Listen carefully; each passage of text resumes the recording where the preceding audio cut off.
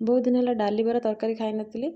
आज इच्छा होता डाली बरा खायापी। तो प्रथम डाली को मसुर डाली थी घर मसुर डाली को भल भाव धोईकी 2-4 घंटा भिजेक रखिली।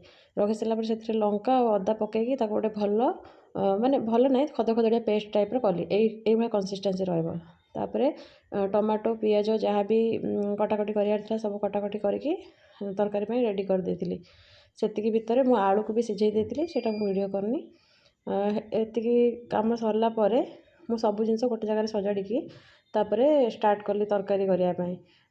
प्रथमे डाली बरा कली से हलदी गुंड आउ लंका गुंड लुण जहाँ भी जहाँ जिनस दरकार सब पकई सारापर तेल बसई देती। तेल बसई सारापर कड़े टिके छोट छोट सेप्रे मु बरा छाणवा स्टार्ट कली।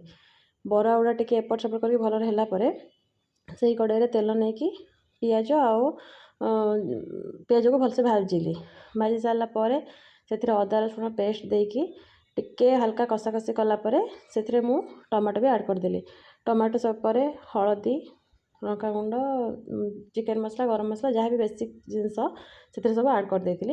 ऐड करके मसला भलसे कषी है तेल छाड़ा एवं मु आलू पकईदेली।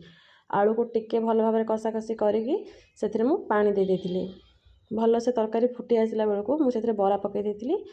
एबे तरकारी को टिके फुटिया छाड़ी देती कारण बरा गुड़ा भीतर को टिके माने पानी जीव ना टाण टाण लगे।